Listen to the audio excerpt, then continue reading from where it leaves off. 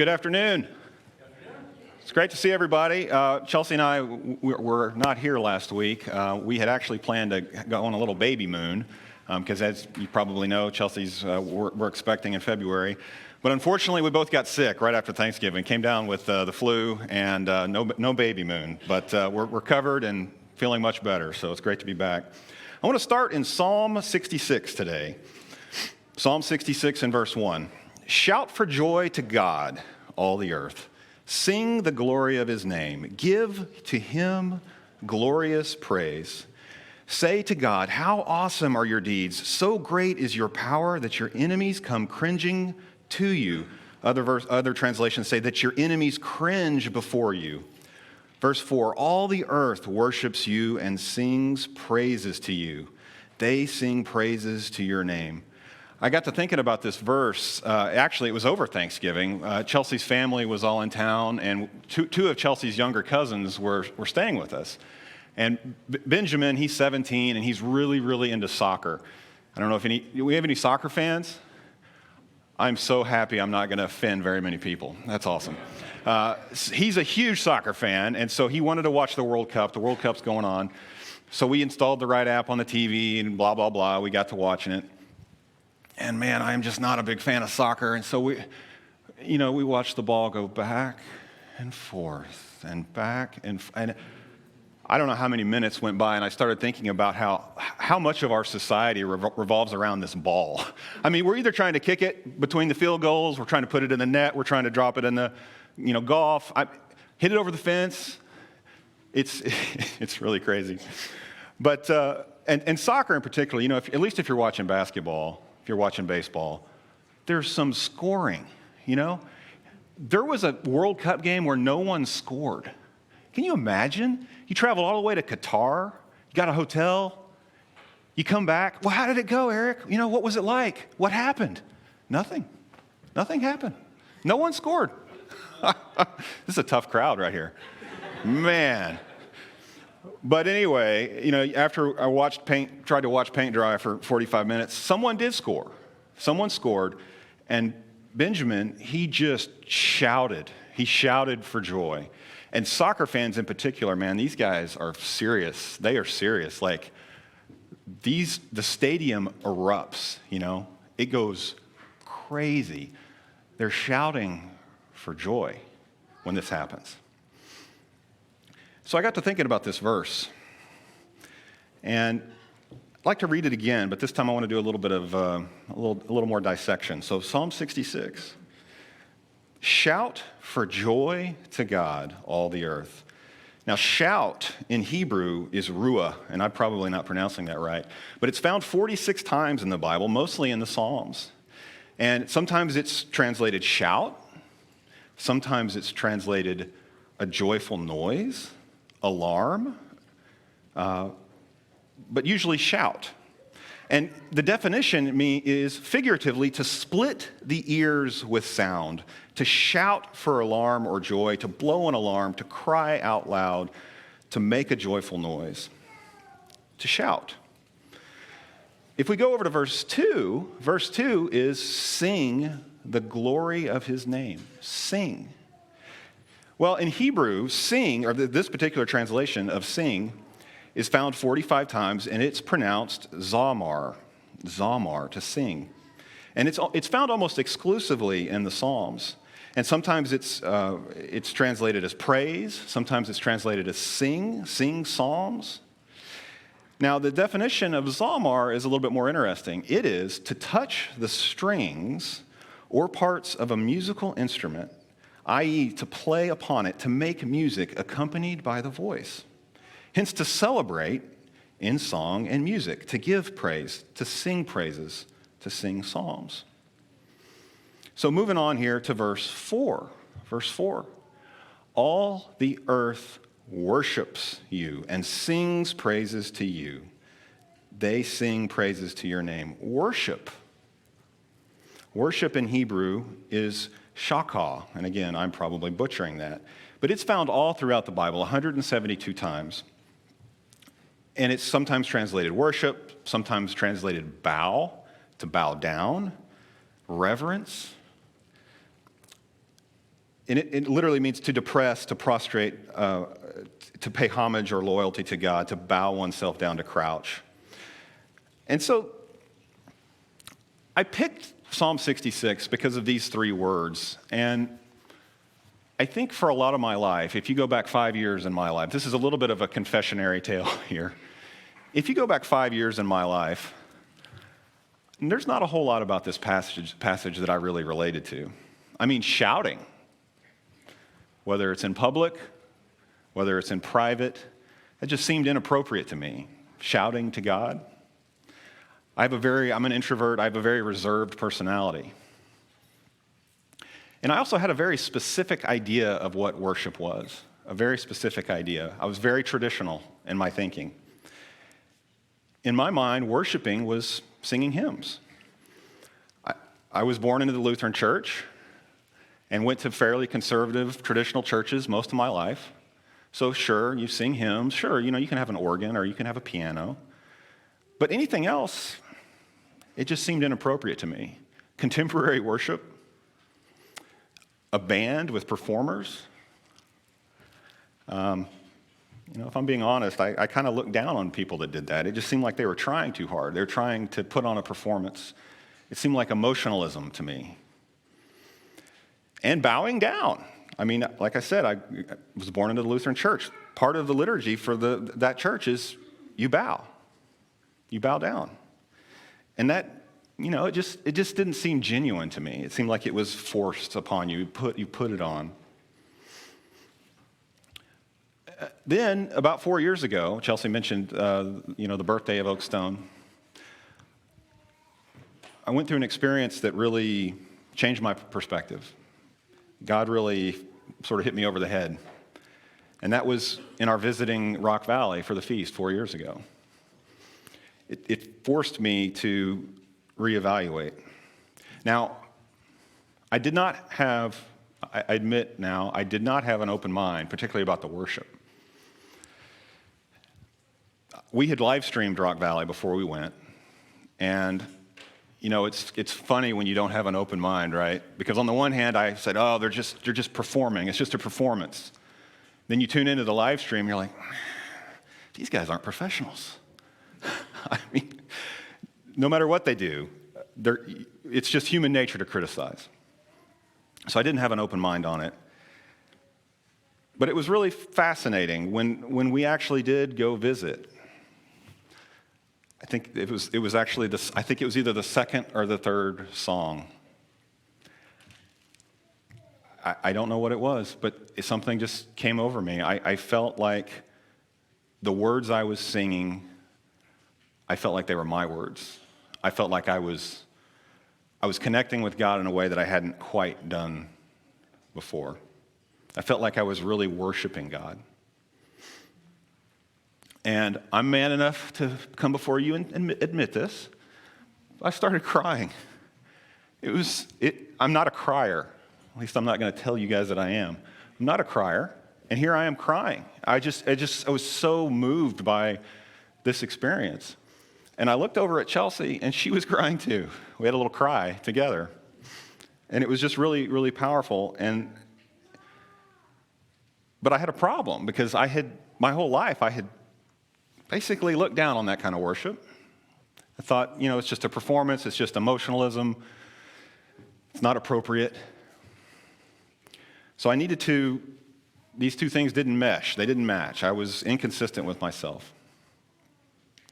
So I'd like to turn over to 2 Samuel in verse 6. And this is a fairly long passage, which I'm going to read. And the scripture reading, Andrew, I don't know where you went. Oh, man, you pronounce every one of those words so well. I'm about to butcher a lot of names, okay? Okay. Well, believe it or not, I actually looked up the tough ones. Still going to butcher them. So 2 Samuel, chapter 6 and verse 1.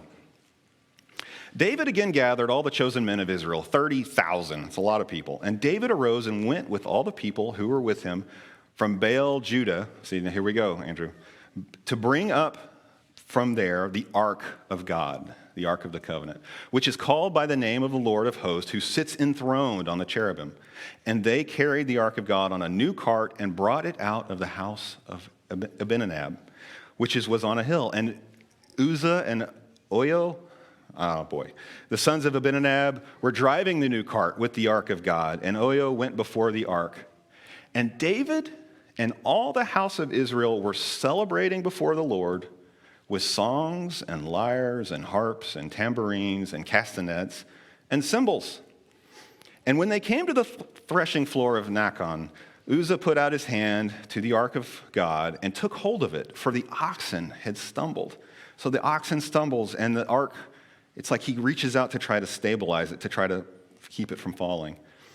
And the anger of the Lord was kindled against Uzzah, and God struck him down there because of his error, and he died. He died there beside the ark of God. And David was angry because the Lord had broken out against Uzzah. And that place is called Perez Uzzah to this day. And David was afraid of the Lord that day. And he said, "How can the ark of the Lord come to me?" So David was not willing to take the ark of the Lord into the city of David. But David took it aside to the house of Obed-Edom, the Gittite. And the ark of the Lord remained in the house of Obed-Edom, the Gittite, 3 months. And the Lord blessed Obed-Edom and all his household. And it was told to King David, "The Lord has blessed the household of Obed-Edom and all that belongs to him because of the ark of God." So David went and brought up the ark of God from the house of Obed-Edom to the city of David with rejoicing. And when those who bore the ark of God had gone 6 steps, he sacrificed an ox and a fattened animal. And David danced before the Lord with all his might. And David was wearing a linen ephod, which is a special ceremonial item with some significance. So David and all the house of Israel brought up the ark of the Lord and with shouting and with the sound of the horn. And as the ark of the Lord came into the city of David, Michal, the daughter of Saul, looked out the window and saw King David leaping and dancing before the Lord, and she despised him in her heart. And they brought the ark of the Lord and set it in its place inside the tent that David had pitched for it. And David offered burnt offerings and peace offerings before the Lord. And when David had finished offering the burnt offerings and the peace offerings, he blessed the people in the name of the Lord of hosts and distributed among all the people, the whole multitude of Israel, both men and women, a cake of bread, a portion of meat, and a cake of raisins to each one. Then all the people departed, each to his house. And David returned to bless his household. But Michal, the daughter of Saul, came out to meet David and said, "How the king of Israel honored himself today, uncovering himself before the eyes of the servants, female servants, as one of the vulgar fellows shamelessly uncovers himself." And David said to Michal, "It was before the Lord who chose me over your father and above all his house to appoint me as prince over Israel. The people of the Lord and I will celebrate before the Lord." The New King James here says, "Therefore I will play music before the Lord. I will make myself yet more contemptible than this." And again, the New King James, the word here uses undignified. "I will make myself even more undignified than this, and I will be abased in your eyes. But by the female servants of whom you have spoken, by them I shall be held in honor." And Michal, the daughter of Saul, had no children to the day of her death. Oh, it's rough. But this is compelling. David danced before the Lord with all his might. With all his might. So David and all the house of Israel brought up the ark of the Lord with shouting and with the sound of horn. I've heard a curious argument about this passage. Well, this was a special celebration. It was kind of like a parade, and this wasn't at church. This didn't happen at church. Church is supposed to be a holy convocation. Well, that's true. But David did this before the Ark of the Covenant. The Ark of the Covenant, God's very presence is in this box. His very, oh, well, it's just a symbol. Well, that's true as well, but it was a symbol that God was really serious about. I mean, can you imagine someone made an error and they accidentally touched it and they died? That's a pretty serious symbol. That's a pretty powerful symbol. And so here David is in front of God, in front of his presence, and he is dancing, and they're playing music, and he is it says with all his might. Now, of course, David was king. He had special status in that respect. But David worshiped God. He danced, he sang. He didn't care that it was undignified. That other people saw it as undignified. He only cared about what God thought. Now, for just a second, let's take the church question off the table. Let's not talk about what is proper here at church, because I do think we should be dignified at church. So let's just take that off the table. Let's talk about in your private life. Let's talk about my private life, in my house. Eric, when was the last time you showed this kind of excitement to God? When was the last time you danced with all your might to God? That you praised God with all your soul, all your being? Sadly, if I'm being honest, the answer is never. I can't even imagine dancing, and that's just not me, Shouting? I've probably shouted 5 times in my whole life, and they were all in anger.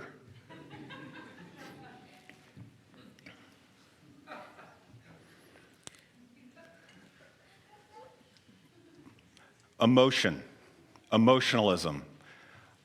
I felt very strongly that's not appropriate for church. We can't show emotion at church. But the truth is, we are very emotional beings.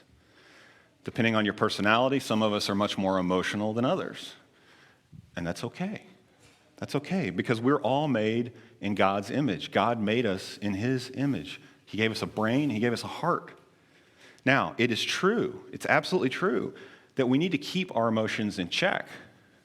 Jeremiah 17:9, the heart is deceitful above all things and desperately sick. Who can understand it? But, like I said, we were made in God's image, and the Bible is full of stories about God showing emotion. Mark 12 and verse 30, and you shall love the Lord your God with all your heart, and with all your soul, and with all your mind, and with all your strength. Unfortunately, I think for a lot of my life, I closed off that side of me. I closed off the emotional side. Turn over to Psalm 95. Psalm 95 and verse 1. Oh, come, let us sing to the Lord. Let us make a joyful noise. Ruah. It can also be a shout. Let us make a joyful noise to the rock of our salvation. Let us come into his presence with thanksgiving. Let us make a joyful noise to him with the songs of praise. For the Lord is a great God and a great King above all gods. In his hand are the depths of the earth. The heights of the mountains are his also.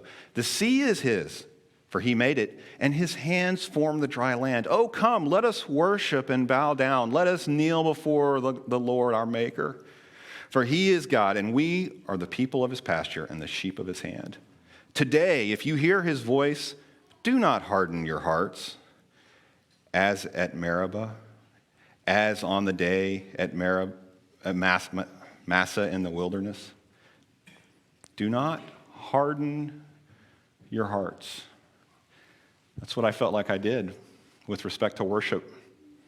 I have to admit, I did.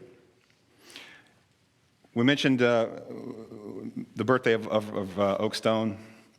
When David Liesenfeld planted Oakstone here 4 years ago, he was coming every couple of weeks. And he was discussing this topic at one point, and he said something that I thought was worth writing down. He said, when emotion leads, it can often be wrong. But when emotion follows, it can be super powerful. And in hindsight, I can't agree with that more. But still, looking back on the way I thought about all this stuff, the proper way to worship was to sing a hymn. The proper thing was to have a piano, an organ. That's how I was raised. And so I asked myself the question, where, Eric, did this idea come from? Why do you think this is the way it's supposed to be? So back then, after I had this experience, I did a little bit of comparative research. I started looking around at other churches. Well, what do other churches think about this? What do other people believe on this subject? And what I found are essentially three categories of ideas or three categories of churches. And what I'm about to say, I'm going to share with you what I found, but I want to stress here that I don't want you to think I'm being judgmental. I don't want to be judgmental, okay? There are lots of ways to worship God. And I do think there are wrong ways to worship God, but that's not the point here. There are many churches today, although they are not as many as they used to be, but there are many churches today that believe that any sort of instrument on stage is wrong, that we should only sing a cappella without instruments. And look, I have heard some absolutely beautiful, worshipful music that's sung a cappella. No doubt about it. So that's not the question here. But a lot of times, these same people are very vocal, right? And so they want to tell you that you're wrong. And again, that's okay. We all have we can all agree to disagree on this, but their arguments essentially boil down to the fact that in the New Testament, the Old Testament, tons of examples of using instruments. But in the New Testament, there's not any direct scripture where someone said, yes, I worshiped God with an instrument. There are lots of references. Revelation 5, 14, 15, there's references to harps and to singing. Ephesians 5, verse 19 says, addressing one another in psalms and hymns and spiritual songs, singing and making melody to the Lord with your heart. And actually, the Greek word here for sing in Ephesians is pasilio, and butchering it. But it's also used in Romans and Corinthians and James. And the definition of this word is to twitch or twang, to play on a stringed instrument, to celebrate the divine worship with music, to make melody, to sing psalms. This word sounds a whole lot similar to the Hebrew word we were talking about earlier of zamar. The other thing that I think it's worth pointing out and keeping in mind is that all of the disciples, the early New Testament, if you look at they were all Jews. They were Jews. And that means they grew up going to the temple. They were familiar with Jewish customs. From Wikipedia, Wikipedia says the Mishnah, which the Mishnah is the oral Torah, which is part of the Talmud.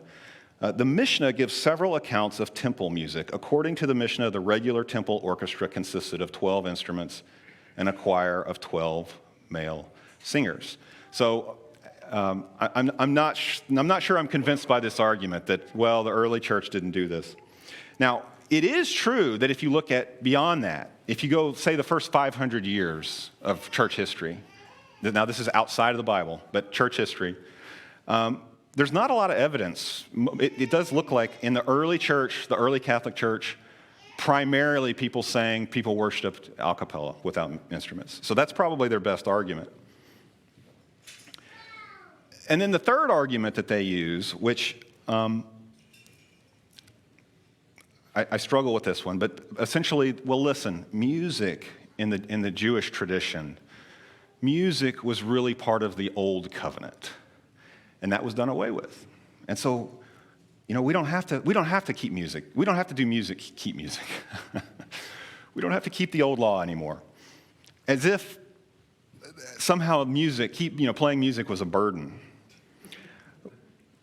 But I searched. I looked up the 613 commandments as classified by Maimonides. There's only one of all those 613 commands that has anything to do with music, and that's that on the Feast of Trumpets you should blow the shofar. That's it.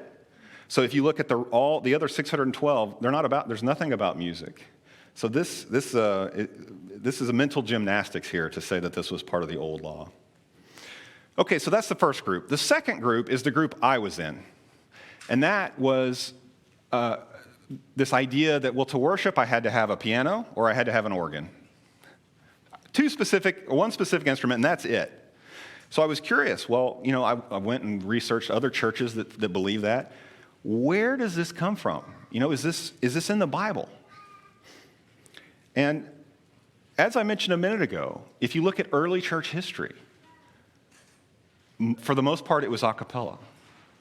It was in around 600 AD that Pope Vitalian, I'm probably saying that wrong too, introduced the pipe organ made it part of the service.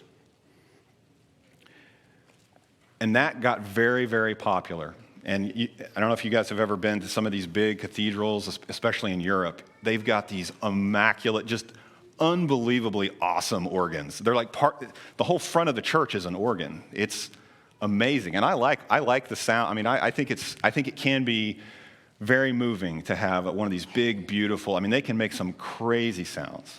So again, the point I'm trying to make here is not that you can't worship with a pipe organ. But then, I guess the piano was invented around 1700, 1800, and a lot of churches, just because, it's both the pipe organ and the piano are actuated with the keyboard. They both have the same actuation. They're very different instruments, but the keyboard started becoming more popular in churches just because it's smaller, it's cheaper, it's easier to maintain. So for the most part, most churches that maintain this, it's either a keyboard or nothing, or a pipe organ or nothing, it's based on tradition. And that's okay. I tend to be a traditionalist. But to say that there's some scriptural proof, blah, blah, blah, it's a big stretch. But again, it can be very worshipful. And then the third group is basically everybody else. Okay, churches like Oakstone that obviously we have instruments up here, but this is a very big spectrum. This is a very big spectrum of churches. And I think it can go too far, way too far. Again, I guess what I'm about to say is judgmental, so I take that back what I said a minute ago. I was just Googling, YouTubing, and some of the stuff that's happening today, it's a production. They've got professional singers up here. It can go too far. Not only that, there are churches popping up all over the place that are trying to appeal to a very specific demographic. I found a church called the First Metal Church of God. They play heavy metal at church. I wouldn't mind hearing it once, but I don't think that needs to be, the norm.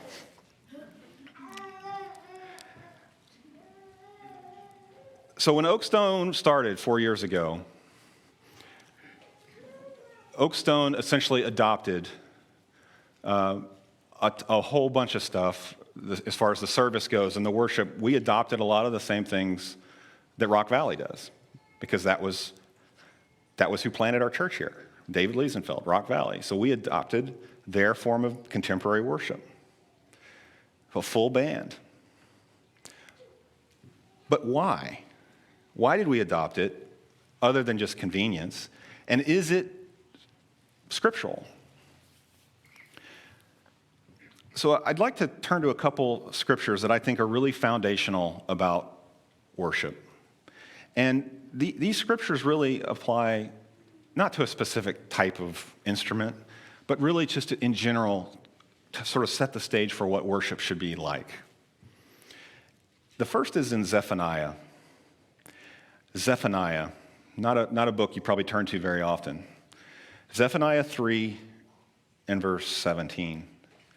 The Lord your God is in your midst, a mighty one who will save. He will rejoice over you with gladness. He will quiet you by his love. He will exult over you with loud singing. Wait a minute. God is going to sing over us? That's kind of profound there. The same sort of idea is in Hebrews 2. Hebrews 2 and verse 10. Hebrews 2:10. For it was fitting that he, whom and by whom all things exist, in bringing many sons to glory, should make the founder of their salvation perfect through suffering. For he who sanctifies and those who are sanctified all have one source. That is why he is not ashamed to call them brothers, saying, I will tell of your name to my brothers. In the midst of the congregation, I will sing your praise. Wow, Jesus is going to sing in the midst of the congregation? So you've got, in Zephaniah, you've got God you've got God singing over you with loud singing. And here in Hebrews, you've got Jesus, I will sing you praise. The creator of the universe is singing over us. So we should reciprocate and sing back to him. If you would, turn over to John 4. I'm going to break into the story here of the woman at the well. But John 4 and verse 19. The woman said to him, Sir, I perceive that you are a prophet. Our fathers worshipped on this mountain, but you say that Jerusalem is the place where people ought to worship. Jesus said to her, Woman, believe me, the hour is coming where neither on this mountain nor in Jerusalem will you worship the Father. You worship what you do not know. We worship what we know. For salvation is from the Jews. But the hour is coming and is now here when the true worshipers, catch that, true worshipers will worship the Father in spirit and truth. For the Father is seeking such people to worship him. God is spirit, and those who worship him must worship in spirit and truth. The woman said to him, I know the Messiah is coming, he who is called Christ. When he comes, he will tell us all things. Jesus said to her, I who speak to you am he. Now, the words spirit and truth in this exact passage here, these words sometimes are a bit loaded in our modern day, modern Christianity. There's been a whole lot of ink spilled by the commentators over the years about what spirit and truth means. But it says God is spirit. God is spirit. And we have that spirit. We have his spirit. Yes, we are flesh, but we are animated, walking, talking earth. We have the breath of life. We have God's spirit in us. I think this is well summed up in Mark 12. Mark 12:28. And one of the scribes came up and heard them disputing with one another. And seeing that he answered them well, asked him, which commandment is the most important of all? Jesus answered, the most important is, Hear, O Israel, the Lord our God, the Lord is one, and you shall love the Lord your God with all your heart, with all your soul, with all your mind, and with all your strength. You have to be all in. Your whole, your spirit, your body, your soul, your mind, everything. But it says spirit and truth. Spirit and truth. If you turn over to John 14 and verse 15, it says, if you love me, you will keep my commandments. And I will ask the Father, and he will give you another helper to be with you forever, even the Spirit of truth, whom the world cannot receive because it neither sees him nor knows him. You know him, for he dwells with you and will be in you. So some guiding principles here at Oak Stone with respect to worship is that worship should be in spirit and truth, what we just read in John 4. We are to worship God with all of our heart, with all of our soul, mind, strength. And everything we do should be consistent with God's word, his commands. It needs to be genuine. It's not true if it's not genuine. Not put on. It has to be based in truth. 2 Corinthians 3:17 says, "Now the Lord is the Spirit, and where the Spirit of the Lord is, there is freedom." There is freedom. We want here at Oak Stone for there to be maximum freedom with respect to worshiping. If you want to raise your hands, I'm not really a hand raiser. If you do want to raise your hands, raise your hands. If you want to lie down, if you want to bow down before God, prostrate, do it. If you want to sing with a shout, go for it. Now, there does have to be order. Paul talked about in his letter to the Corinthians, it's not a free-for-all. We have to have some basic guidelines. In 1 Corinthians 14:33, it says, "For God is not a God of confusion, but of peace." Oak Stone, we want Oak Stone to be a safe place where you can come and worship and pour your heart out to God. And on a very practical side, there has to be peace. There can't be confusion. And the way I interpret this is that we want to minimize distractions. When you come here and worship, it's between you and God. So we want to minimize distractions. Trevor's filling in for me on the board today. Thank you, Trevor. But running the board at a contemporary worship, any kind of contemporary worship service, yeah, you get some feedback. And I don't mean audio feedback. I mean, people tell you what they think. It's too loud, it's too soft, not enough Justin, too much Justin. He's my brother-in-law, so I can say these things. It's loud for a reason. I don't know if you've thought about this. Oh, it's too loud. We want you to be able to sing your heart out. And you know what? I'm not really a very good singer. I'm probably off key most of the time. I don't want to distract the guy beside me. Actually, he can move a little bit further away if he can hear me, but I don't want the whole congregation to know that I'm off key every week. We want to minimize distractions. We want you to be able to make a joyful noise.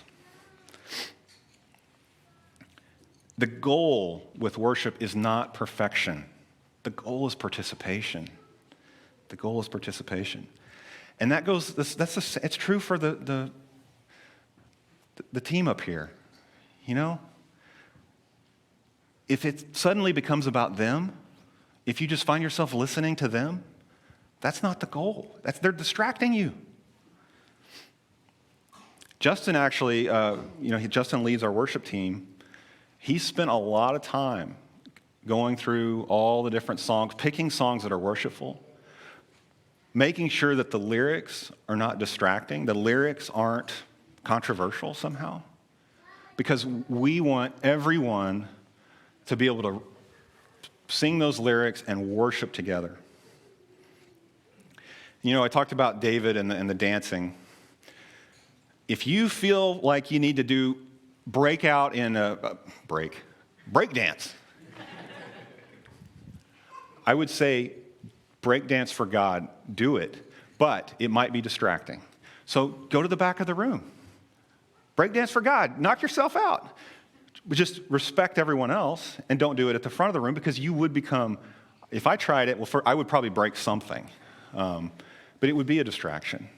So we want there to be no distractions so that you can connect with your God, our God. I've said this before, and I think sometimes in church, people get the idea that the worship set, the worship portion, is just a warm-up. It's just a warm-up for the sermon. Trust me, guys, it is not, especially when I'm speaking. The worship, I believe, is the most important part of the service. It's more important than the sermon. It's more important than the fellowship. It's more important than the food, although the food is awesome and important. The worship is what we're primarily coming here to do. We're coming here to pour our hearts out to God. Colossians 3, and verse 15. And let the peace of Christ rule in your hearts, to which indeed you were called in one body, and be thankful.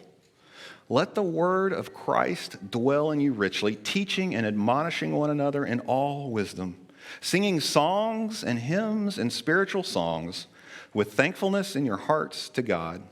And whatever you do in word or deed, do everything in the name of the Lord Jesus, giving thanks to God the Father through him.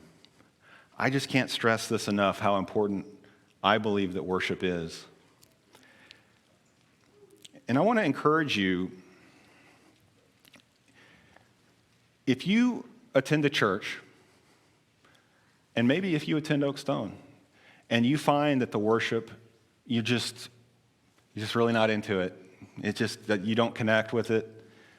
You don't find it worshipful. I would really encourage you to seek God on the matter, to have an open mind, and to pray, and to really figure out why that is. But if you've done that, and you still feel like this isn't for me, I would encourage you to find a place that does have worship, that you do relate to, even if that's not here, because it is so important.